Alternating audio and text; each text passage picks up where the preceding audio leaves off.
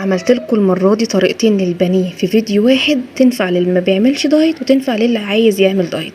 الاتنين هتعمليها في وقت واحد وانتي واقفة بتعملي الاكل، مش هتحتاجي انك تعملي اكلتين مختلفين. عايزة اقول لكم هتاكلوا صوابعكم وراهم. كملوا الفيديو في الاخر وتعالوا نشوفوا يلا عملناهم ازاي.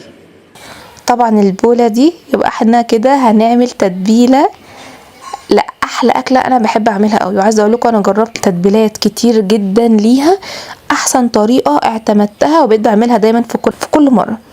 بشرت بصلايه كده، مش عندك لو انت مش عندك الكبه اعمليها بالمبشره، عملتها بالمبشره عشان اللي ما عندهمش كبه. ونحط عليها كوبايه صغيره من اللبن، قدها كوبايه من الميه، والبهارات هنحط شويه ملح، وحاولي ظبطي الملح بتاعها. هنحط ملح وهنحط فلفل اسود وهنحط كمون، ده كمون، وهنحط شوية توم باودر، وهنحط بصل باودر. انا برضو البهارات هكتبها لكم في الكابشن. وهنا بقى نحط شوية فلفل اسود، كتري شوية فلفل اسود علشان اللبن وعشان البيض برضو. وحطيت هنا شوية من بهارات الفراخ وشوية من مرقة الفراخ. وطبعا البابريكا المدخنة ما ننساهاش، بحب احطها في اي وصفة عندي. هنمكس بقى ايه كده كل المكونات دي مع بعض لحد ما نلاقي كل حاجة كده اتجانست مع بعض. هنيجي هنا بقى ايه، هنحط بالتدريج، هنحط معلقة دقيق واحدة وهنقلب. البيضة هنا يا جماعة اختياري مش اساسي، انت ممكن تستغني عنها عادي جدا لو ما حطيتهاش ولا هتفرق في اي حاجة. بنقلب بقى كويس جدا لحد ما كل المكونات كده تدوب مع بعض. هتلاقي ان السائل، ان المكون قصدي معاكي سائل شوية، هتحطي معلقة دقيق كمان. احنا عايزين الخليط يبقى ولا تقيل ولا سايل، بحيث بس ان هو يمسك في البانيه. وما ننساش اهم حاجة في الاخر هنحط النشا. وهنا طبعا احنا كنا بقى ايه غاسلين البانيه كده مظبطينه ونقعينه في المية بالليمون، وبص مخلينه فله. هنبدأ بقى نحطه كده الكمية كلها في الخلطة دي، وبعد ما نحطها هنحط الكمية بتاعتنا كلها ونفضل نقلب بايدينا يا جماعة، او بجلافز اي حاجة، المهم مش بالمعلقة، عشان تعرفي تدخلي كل التتبيلة في البانيه كويس. شايفين انا بدعك فيه اصلا ازاي؟ دي اهم خطوة. افضلوا بقى ادعكوا فيه كويس جدا كده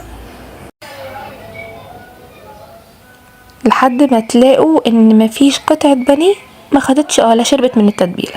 وهنسيبها ساعتين 3، ولو عرفت تسيبيها قبلها بيوم يبقى تمام قوي. هنغلفها بس كده باي حاجة وعلى التلاجة على طول. عايزة تشتغلي اصلا كمان ساعة تمام، بس مش اقل من ساعة بصراحة. هنا انا كنت سبتها بالظبط 3 ساعات وهطلع اشتغل فيها على طول. شايفين اصلا قطعة البانيه بطلعها غرقانة ازاي بالتتبيلة وطرية كده مش ناشفة، جوسي قوي. انا زي ما عودتكم هنعمل طريقة واحدة، هنعمل قصدي اكلة واحدة تنفع للبيت كله. مش هقف اعمل اكلتين في نفس الوقت عشان اسهل عليا الدايت، وفي نفس الوقت برضو اعرف ان انا استمر. لان خلي بالكم اهم حاجة الاستمرار، مش هعمل مثلا يومين 3 ولا انا تعبت، لا نستمر. هنا انا جبت في الجريل بعد ما سخنت كويس جدا، حطيت البانيه، وبعد ما لقيت ان هو خد لون حلو كده من تحت، ده كله نار عالية، قلبته على الجنب التاني. هنا بقى عبارة عن ايه، عبارة عن كوباية لبن عليها بهارات، شوية فلفل اسود، شوية ملح، شوية بابريكا، شوية مرقة فراخ. هتحطيهم كده على البانيه وهتحاولي ان انتي تغرقي البانيه نفسه من الصوص ده كله نار عالية. هتجيبي بقى معلقة كده وتحطي زي ما انا بعمل بالشكل ده، بحيث ان هي كلها كده تتشرب من الصوص اللي احنا عاملينه. عندك كريمة طهي حطي، بس انا بصراحة عملت باللبن ما حطيتش كريمة طهي. ده كده جنب ان انا هعمل البانيه بالطريقه دي. الجنب ده انا هعمل بانيه عادي جدا بالطريقه التقليديه اللي احنا عارفينها، ان انا اعمله بالبقسماط وهقليه في الزيت. بس انا زي ما قلت لكم، انا طلعت كيس بانيه عملت منه طريقتين، والطريقتين اسهل من بعض وفي نفس التتبيله. مره عملتها مشويه على الجريل وبعدين حطيت فيها اللبن، ومره هعملها بالطريقه بتاعتنا عادي جدا. هنا انا حطيت شويه بقسماط ولا حطيت اي حاجه تانية، لان التتبيله اللي احنا حاطين فيها البانيه مش محتاجه تحطي فيها اي حاجه. حطيت البقسماط وهتضغطي عليه، لو بالذات لو هي تخينه شويه وما عندكيش المضرب بتاع الفراخ، هتعملي عليها بايدك شويه كده بحيث ان هي ما تبقاش تخينه وتستوي معاكي. هنفضها كويس كده من البقسماط.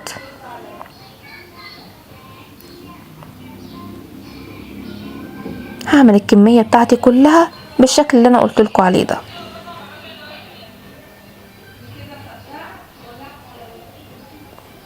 زي ما انتوا شايفين انا حطيت البقسماط وعلى طول حطيت عليه البانيه، ما حطيتش ولا بقى بهارات ولا اي حاجه، لان احنا ظابطين البهارات بتاعه التتبيله. نيجي بقى على الجنب التاني، شايفين شكلها عامل ازاي؟ انا طبعا صغرت الطاسه علشان الصوص ما ينشفش مني ويبقى البانيه كله يشرب منه. في الاخر بقى دي التكايه اللي هتحطلك البانيه في حته تانية اللي احنا عاملينه. حطي بس عصره ليمون كده وهتدعيلي. شايفين ان بضغط بالمعلقه هو خلاص استوى. طبعا جنبه انا عملت شويه رز ابيض وهقول لكم هنغرف منه ازاي. هحط بقى ايه، انا اللي عندي انا حطيت بالظبط 150 جرام من البروتين، والنشويات الرز الابيض. هنا انا بقول لكم انا بحط ازاي. انا عندي اهو الميزان اهو قدامكم، هعمل 100 بالظبط من الرز الابيض، 100 جرام. شايفين انا بحسبها ازاي؟ انا بحسبها بالطريقه دي. عايزه اقول لكم انتوا هتحسوا الموضوع معقد بس صدقوني هترتاحوا. لو انتوا خلاص بتحسبوا الاكل بالجرامات، بتوا عارفين بتاكلوا قد ايه في اليوم. ممكن تقللوا في الغدا، وعايزين تاكلوا حاجه كويسه في العشاء تحطوا من سعرات الغدا في العشاء، بس اهم حاجه ما تخرجوش عن السعرات التوتال بتاعه اليوم. انا لما بدات امشي بالطريقه دي بجد يومي بقى كويس جدا. لا حسيت ان فرقت معايا في شكلي وفي لبسي وفي كل حاجه حرفيا. لا فرقت بصراحه. هنا حطيت بقى شويه من الصوص هنا كده على الرز. طبعا بقى تاكلي جنبها طبق رز، بس قصدي طبق سلطه سوري، بس مش هقولك بقى حله سلطه، لا طبق سلطه بسيط جدا، يعني مش تأفوري برضو في السلطه. وكده خلصنا وجبه الغدا، وبألف هنا وشفا على قلبك. عايزه اقولكوا طعمها تحفه. يعني انا جوزي اصلا عاملاله هو البانيه، شاف الطريقه دي قال انا عايزك تعملي لي منها، من كتر ما هي ريحتها كانت قلبه البيت عندي. جربوها وهتدعولي، ومستنيه رايكم في الكومنتات. هنا بقى انا كنت عملت البانيه بتاعه. عايزه اقولكم شفتوا الكفر عامل ازاي؟ مش طري، مش سايب مثلا. هنا بعد ما كمان برد، مش هقولك لسه مطلعاه، لا كان برد شويه. شايفين اصلا ماسك ازاي في البانيه، مش اللي هو مفرفط معايا كده، لا تحفه. عملت بقى جنبها شويه مكرونه، طبعا ده مش ليا ده لجوزي طبعا. وبكده عملنا وصفتين من ألذ وصفات البانيه، البانيه المقلي المقرمش والبانيه بصوص الليمون الكريمي. قولولي في التعليقات انتوا هتجربوا انهي واحده الاول. ولو الفيديو عجبكم ما تنسوش تعملوا لايك واشتركوا في القناه وفعلوا الجرس علشان يوصلكم كل وصفه جديده. اشوفكم في فيديو جديد، بألف هنا وشفا.